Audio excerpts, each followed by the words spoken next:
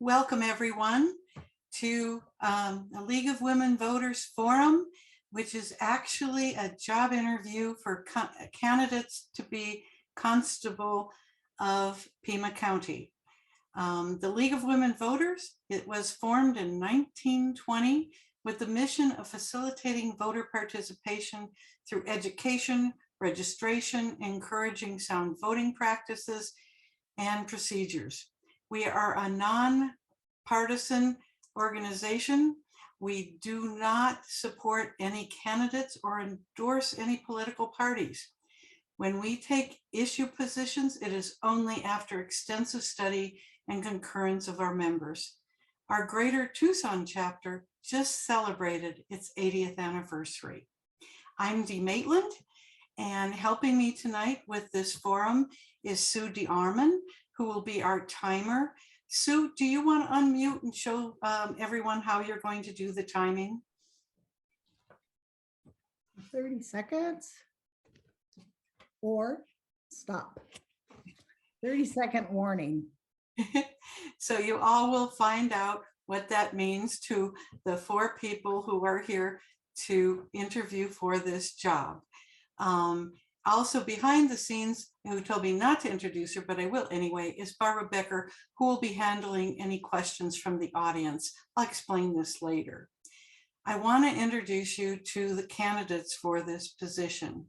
Francisco Lopez, Christopher Toth, I hope he's here. We've been having some problems with getting him connected.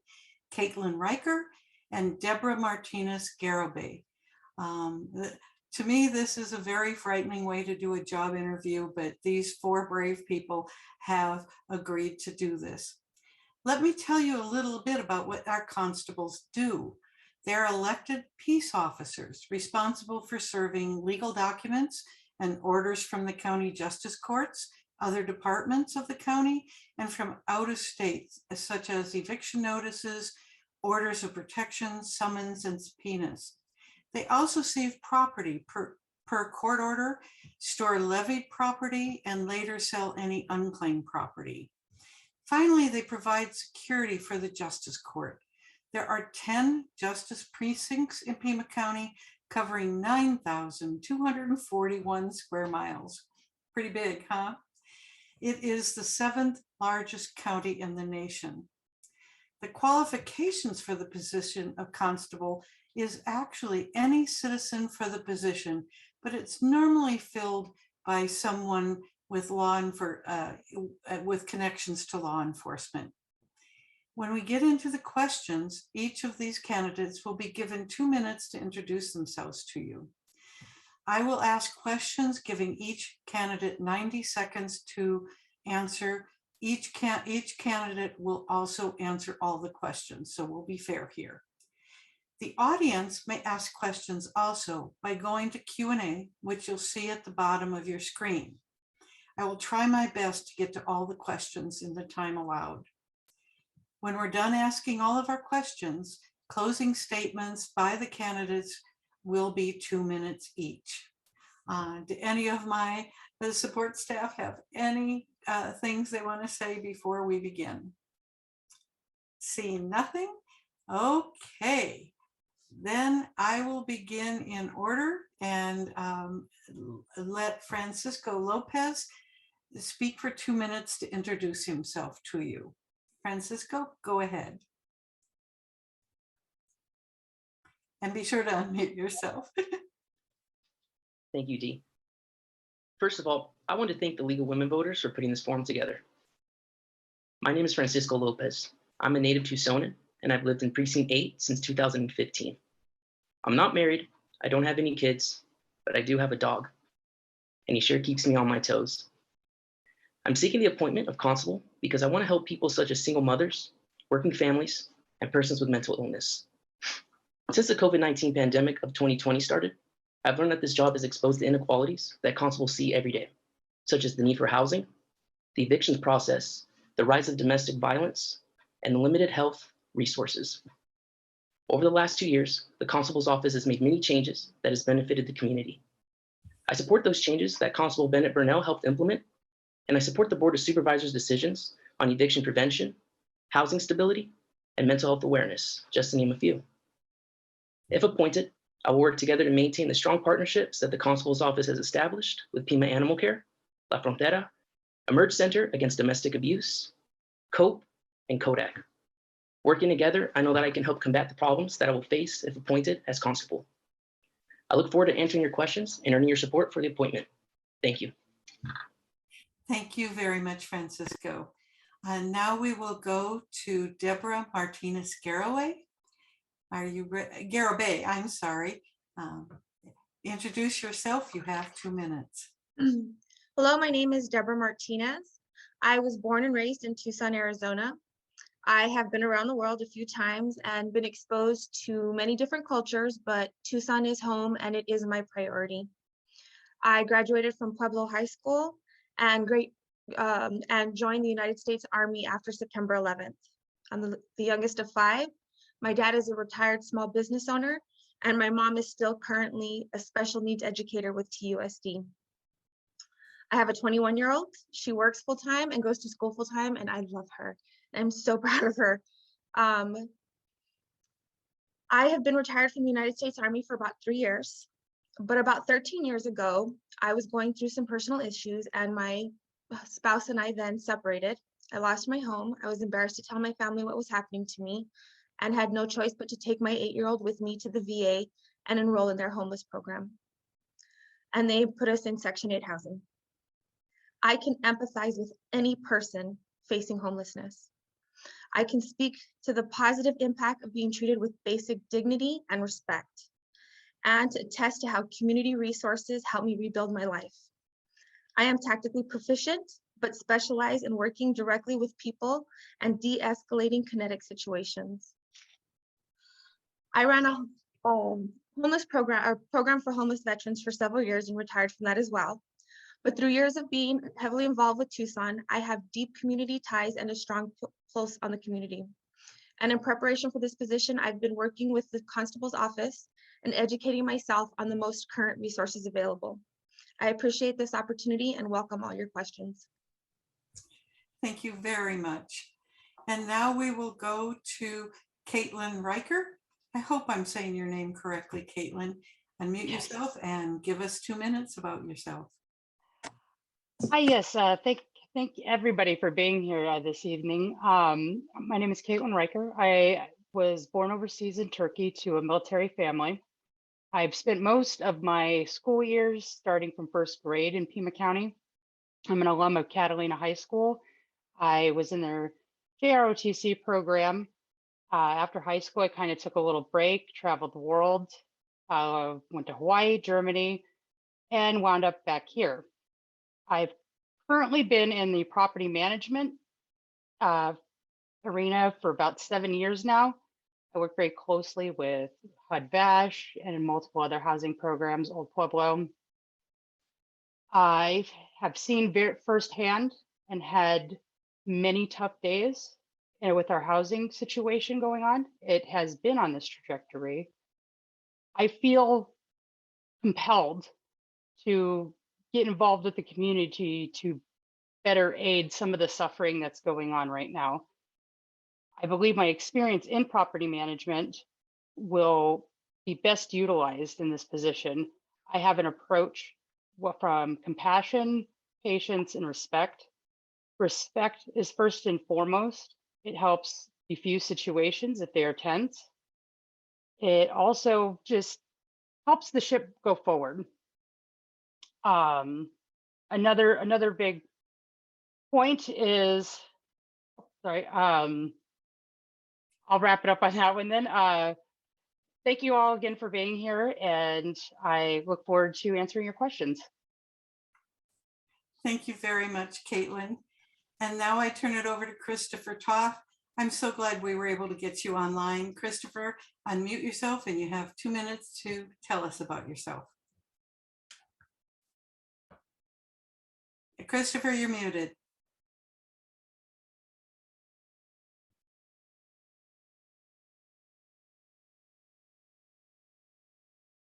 Can we unmute him?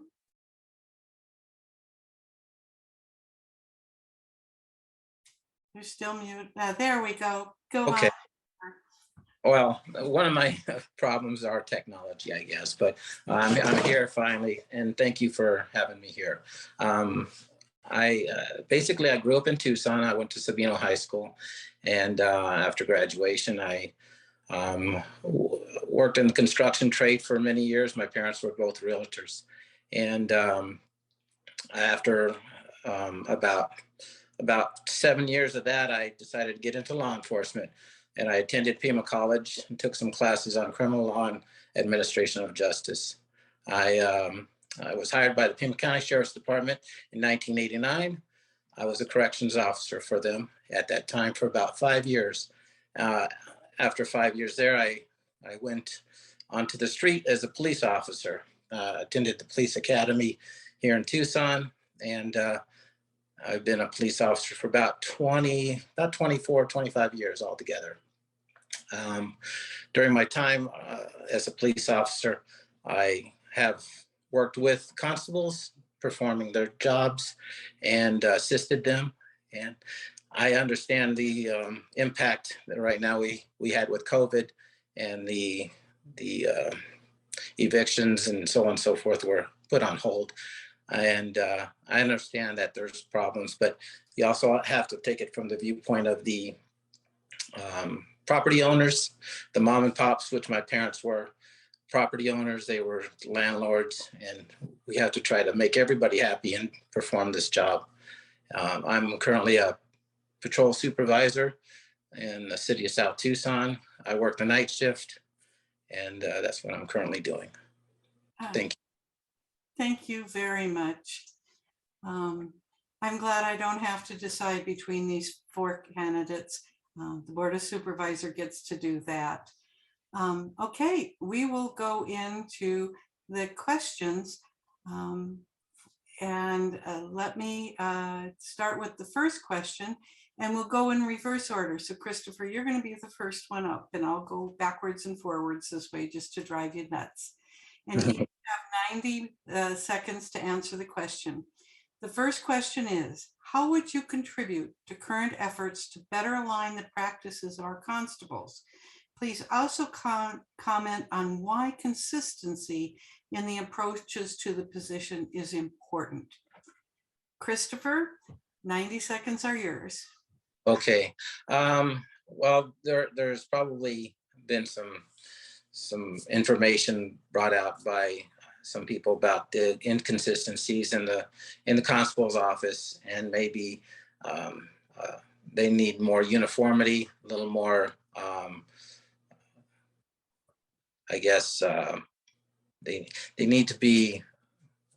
The word I'm trying to think of is accountable for their actions, held accountable, and I believe that the constable position is a political position. It's also a very public position. You're out in the public dealing with some situations sometimes aren't the best, but you have to try to do what you can to mitigate those and try to make a situation as best as you can.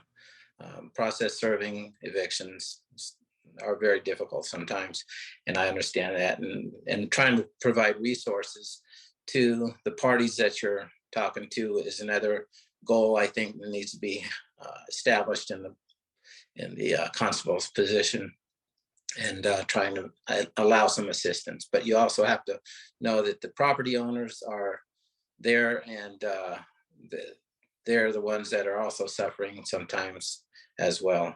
So that's pretty much all I have to say at that time. Thank you very much.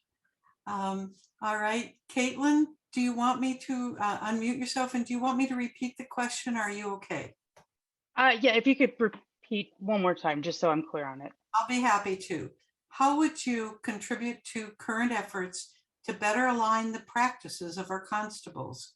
Please also comment on why consistency in the approaches to the position is important. You have 90 seconds. Yes, I think aligning all of the constables and not just their own vision of the constabulary, but also with the Board of Supervisors, that has been a real hot topic lately.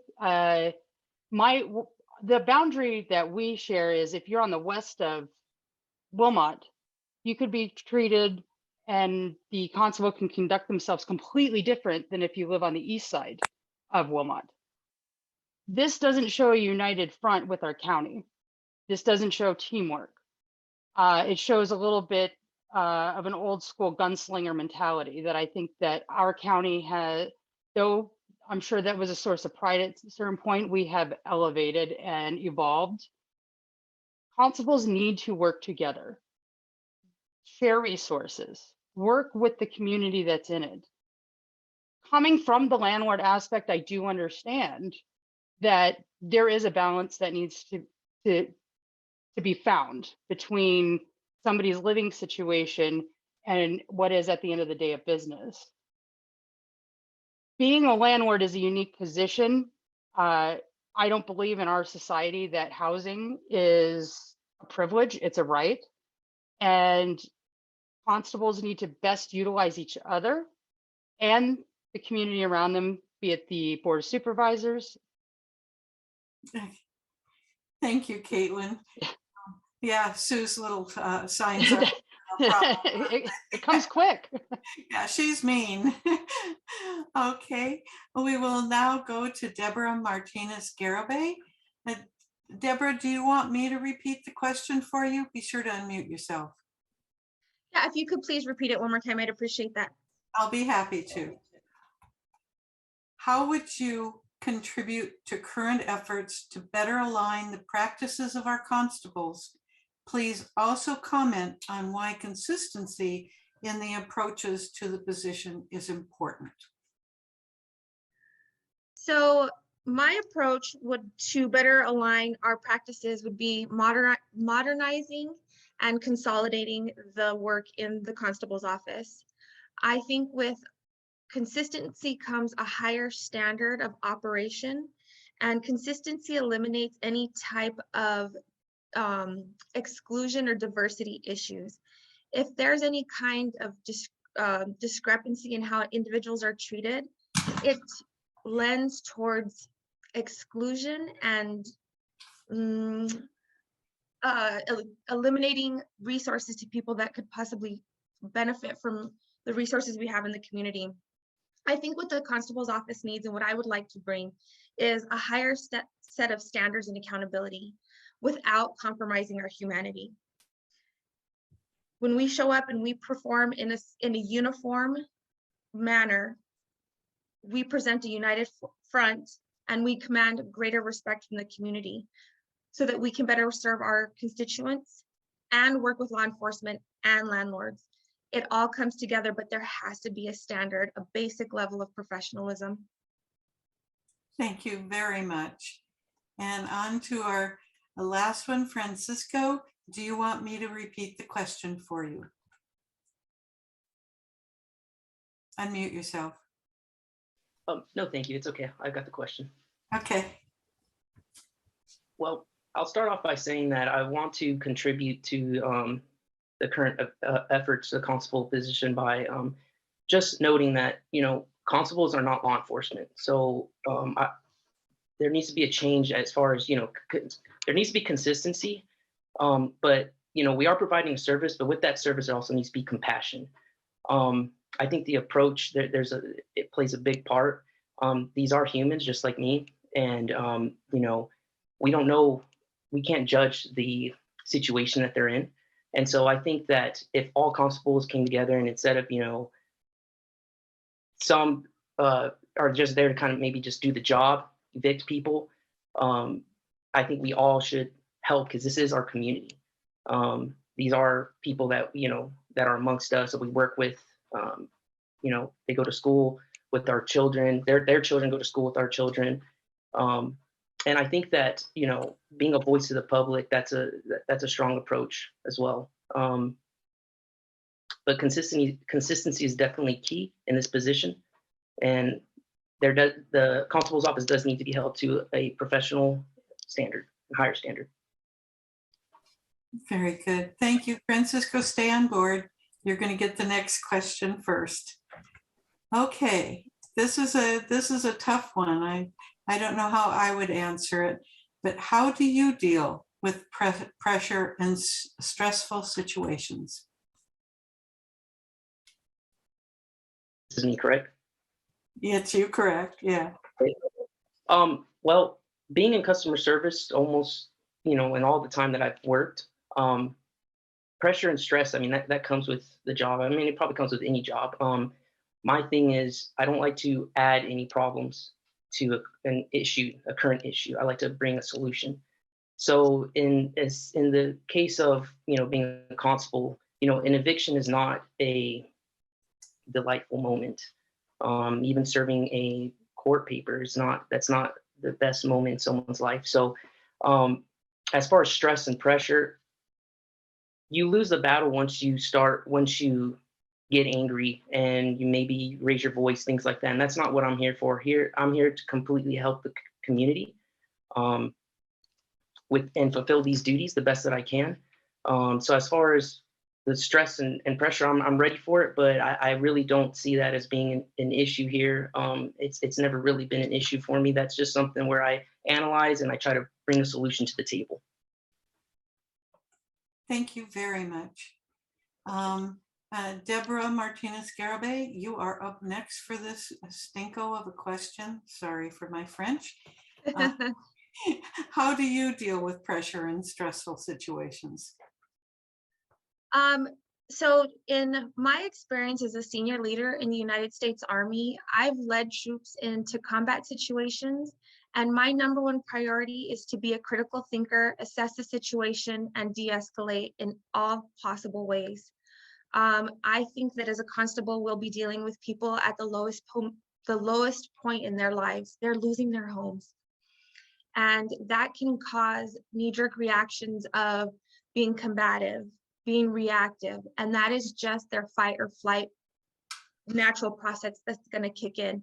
It's my job to come in and be compassionate, understanding, but also execute my duties. So I think in those situations, we do need to be authoritative, but with compassion. We have to execute our duties, but we have to understand that these are people and that their natural reactions are not something that we need to use as triggers to react in a negative way. That can only escalate the pressure and stressfulness of a situation. Thank you very much. That is a tough question. Okay, we now move on to Caitlin. How do you deal with stressful situations and pressure? The first thing I generally do is just take a deep breath and don't let it consume me. Though my military service was brief, that is something that they train and instill in you over and over again. De-escalation really is the key.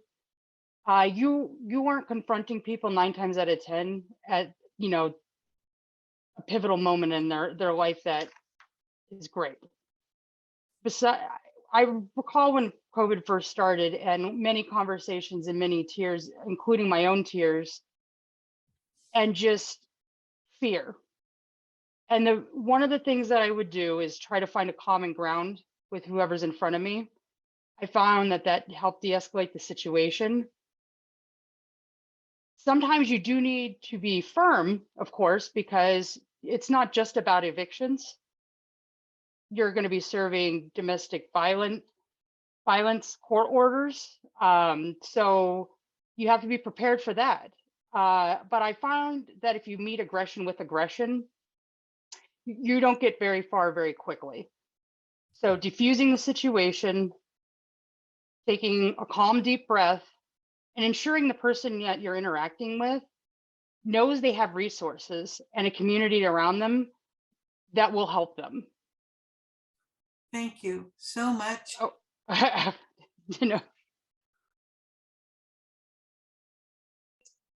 Okay, unmute myself.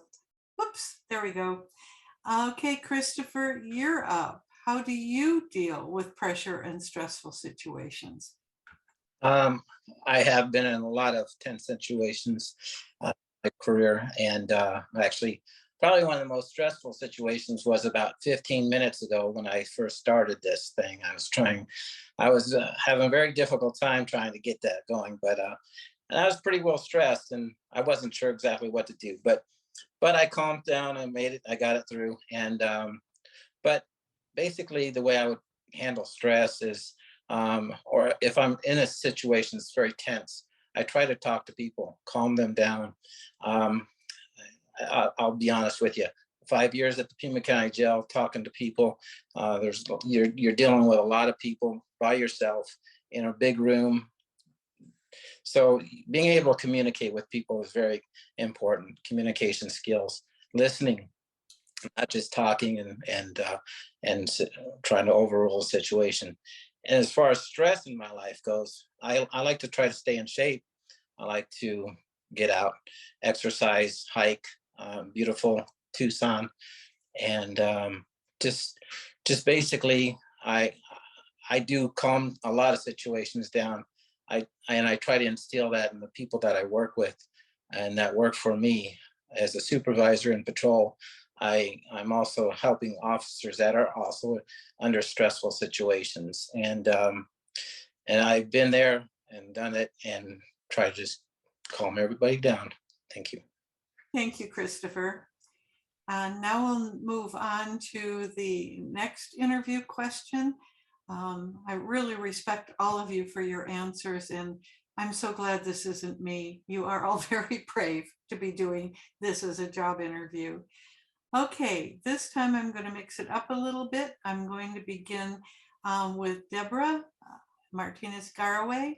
And the question that you all are going to answer now is the one you all expect in a job interview. What is your greatest strength and greatest weakness?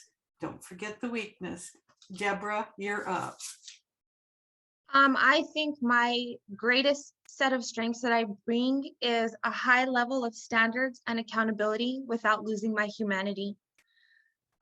It's very common and very easy in a process of becoming efficient to lose your humanity. We're not there to serve papers and walk away. We're there to serve our constituents. We're there to serve the community. We're there to represent the Board of Supervisors. And so with that becomes not just a level of humanity, but that accountability. In my upbringing and in my military career, my strongest value has always been integrity. And I bring a high sense of being able to do what's right, even when no one's looking. My greatest weakness would be the compassion I'm going to feel when I know I have to do an eviction. And the way I'm going to combat that is making sure that I'm prepared with all the resources that are available in our community. Thank you very much. Now we'll move on to Caitlin. What are your greatest strengths and weaknesses? Outside of a forum like this where I'm tremendously nervous, I think one of my best strengths is I'm personable, but yet firm. I enjoy talking to the community. I feel a very strong pull to serve. Being timely is also another one of my strengths, being efficient. As Deborah highlighted, that is one of my weaknesses. Sometimes I get into a robotic mode to where efficiency, I get this done because I see all the tasks that are set out in front of me and I just want to get them done. I'm kind of a bulldozer that way, and that I believe is a weakness. I then have to find myself stopping to curb that when you're in the human business, because that's what we are in or will be in, is the human business. You have to come with compassion. Not every situation is going to be the same. Not every interaction is going to be the same. And there are people's lives, whether you're serving an order of protection, an eviction, seizing property, what you're doing will drastically change the direction of somebody's life. So my commitment is to be more cognizant of that every single day, so I don't become robotic and desensitized and lose my compassion. In the effort to be efficient. Thank you very much, Caitlin. Christopher, I'm going to put you up next. What are your greatest strengths and weaknesses? Okay, I feel my strongest aspect or my biggest strength is communication and talking to people, and trying to calm situations down. And it's something I use every day in my job. And being able to read people and judge what they're thinking, try to put myself in their positions, and just try and talk to people. And I feel that I'm pretty successful at most times, just trying to calm a situation that can become tense and overrun. But so that's one of my strengths, I believe, is just trying to communicate with people and read them and try to calm situations down that become tense. Weaknesses, as far as that goes, I try to overcommit sometimes, or I tend to overcommit sometimes. Family, friends, they ask me for favors, and I just do it. I get it done. And I try to, use myself, but or save time for myself. But I just try to help people, and that's one of my weaknesses, because I just overcommit, and probably just that's pretty much one of my, and technology is one of my weaknesses. So, but that's it. Thank you, Christopher. Thank you. Francisco, you're the last to have to answer this horrific question. What are your greatest strengths and weaknesses? I'll start off with my weaknesses. And I honestly, I think some of my weaknesses are some of my strengths as well. I'm definitely very compassionate, and I can see that as a strength in this job, but that is also a weakness, because it's hard to say no as well. And being raised by a single mother, and there were times where we were also unsure how rent was going to be paid and what was going to happen, or even with the pandemic, I was afraid of what was going to happen in those beginning months. I have a lot of compassion for the community, so that can be a weakness. Another thing is I love to work. I'm definitely a workaholic, and sometimes it gets in the way, and I just want to get something done, and I'm a perfectionist. As far as strengths, I mean, my energy, my drive, charisma, very likable and very personable person. I have a lot of connections with media, law enforcement, multiple resources. Um, those are definitely some strengths of mine. I would say communication as well. I love to talk to people, and I love to, again, solve issues. Um, Instead of bringing more problem to an issue, I like to bring a solution. And communication is key. That is definitely, the best way that you can break those barriers. And I'm efficient in that. And my integrity as well. Again, I want to help the community and people that are in a rough position. Thank you, Francisco. Okay, all four of you, I'll let you know I'm down to the last question. So the torture is almost over, but it's the toughest of the question. The question is, what makes you the best candidate for constable? You probably could have expected it. And Caitlin, I'm going to begin with you, and you tell us what makes you the best for the position of constable. I believe my drive to want to unify the constabulary. I think we'd be amiss not to touch that there have been some blemishes by prior constables. I wholeheartedly believe that we need to mend those wounds that have been created. Though we may not have done them, they're still there. They need to be mended. We need to unify with one another. I believe my background in just already working in property management and having to work with various different walks of life, various different programs, I think that's an asset, and I would want to build upon that to better serve the community that we live in. We are going through tough times, but I believe if with my drive to want to work with the Board of Supervisors, I want to have an open door policy, not just for landlords, but also tenants who want to get out ahead of something and say, hey, I think I'm housing unstable right now. Is there a way you can help me? That's what I want to do. Start mending relationships, be firm where it needs to be, and work with our county and city leaders to better help the citizens that live within our local community. Thank you, Caitlin.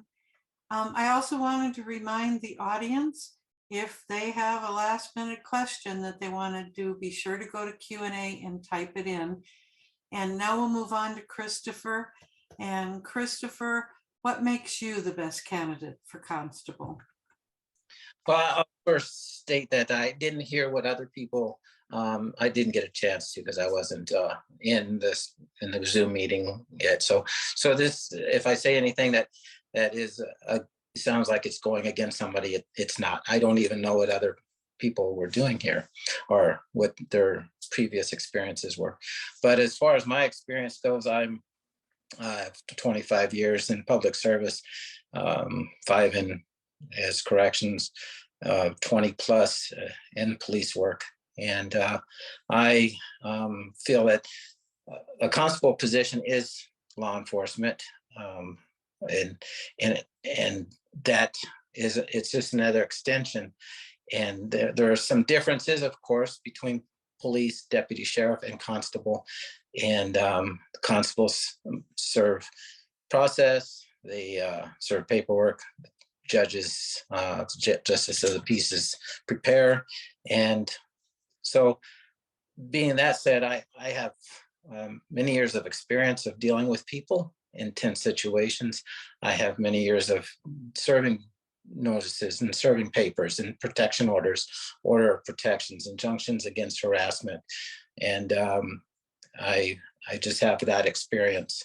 So with that said, I feel I would probably be the best candidate, or maybe I will be a good candidate. I can't say I'd be the best.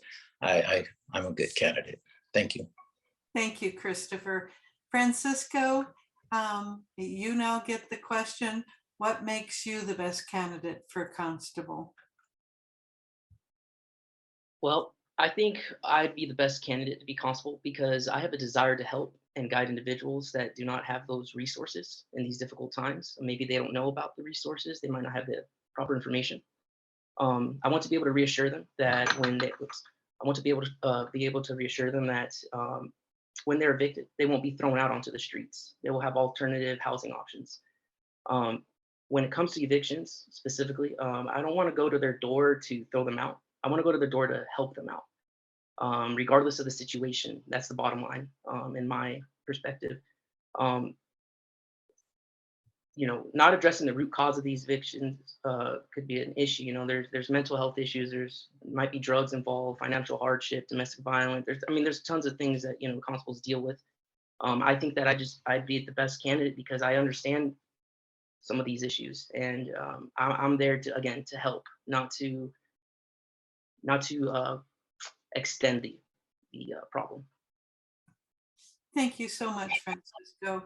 And now we will move on to Deborah. You get to answer this question last. What makes you the best candidate for this position?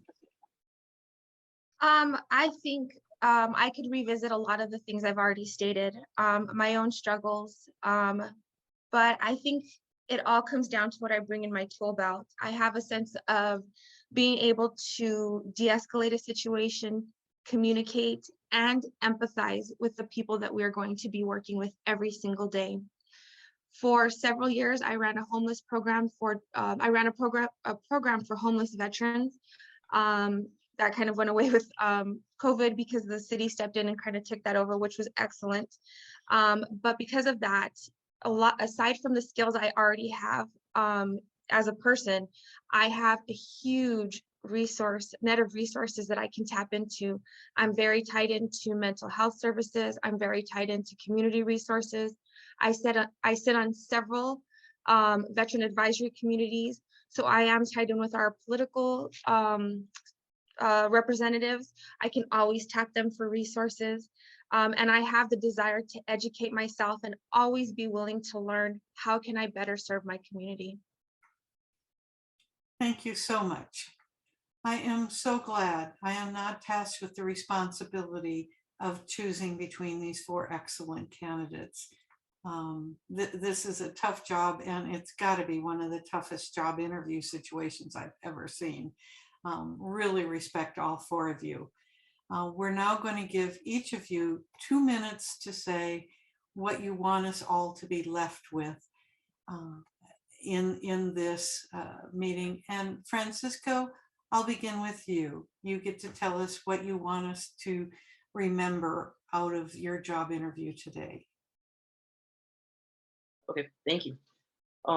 Again, thank you to the League of Women Voters, and I also want to thank my fellow competitors for this very productive forum. Again, you're probably wondering why the Board of Supervisors should appoint me as constable. I have relationships in the community with law enforcement, the media, small business owners, community leaders, and the regular everyday hardworking people. I will bring compassion as a constable. It's not just about serving papers, but serving the public. And it's not about just being an officer of the court, but being a resource to those affected by the work that we do, and doing it right. If I'm constable, I'm going to be there to help you. I'm going to be there to make sure that you get the assistance to provide shelter for your kids and your pets, where you'll have the necessary resources so you can work at home or find a job or educate your child through school on Zoom. Look, I know it's the Wild West out there, and I know I can't save the world, but I will go above and beyond in fulfilling the duties for Pima County. I want to continue to change what it means to be a constable. I have no desire to be in the media spotlight. My only desire is to help the people of my community. Muchísimas gracias. Thank you so much. Deborah, I will let you go next. What do you want us to remember you by? I will be coming out of retirement to take this position because I feel compelled to continue to serve my country and my community. I bring a standard of accountability and professionalism to the constable's office while providing tangible resources to our community members. I have strong relationships and a long-standing record of working with TPD and the Pima County Sheriff's Department, and I want to continue and be able to provide resources for those that are houseless and unsheltered. Thank you. Thank you very much. Caitlin, how would you like us to remember this evening? Yes, so I have a long dedication to service, beginning with my grandfather. He spent 25 years at TPD. He spent another 25 years with Pima County Court Enforcement with the Sheriff's Department. He rose to the ranks of Deputy Chief of Police with TPD, had an amazing career, and he instilled values of integrity. Be the standard bearer, not just the average Joe. Be the standard bearer of integrity, commitment, respect, loyalty. And I have a commitment to unify the constabulary and progress it forward and raise its reputation to not just, unfortunately, the people that may be on the negative end, but turn that into a positive. I have a deep commitment to helping the people's lives around me. Sorry, I was burping.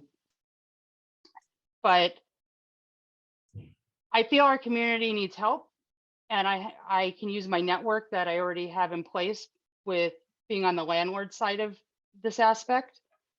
And I believe that will truly help, along with working with not just the Board of Supervisors, but mental health programs, veteran programs, and HUD Bash is another big one in Section 8. I have a deep commitment to working and ensuring that the job is done and done right with the highest level of integrity and standards. Thank you very much, Caitlin. And Christopher, you're last. Well, first of all, I do want to thank um, the, the panel and everybody that participated in this. The League of Women Voters of Greater Tucson, fantastic job. And as far as I want everybody to understand that I have experience, I have knowledge, I have training that pretty much goes hand in hand with the job of a constable. And I basically, my work ethic, I work hard at, if I make a commitment, I work hard to complete that commitment. I like to be a team player. I like to bring people together and work together for one goal, and that would be to serve the citizens of Pima County, not only just the homeowners, the property owners, the home property management companies, but also the people that are in the residences that are looking at possibly having to relocate and find another residence.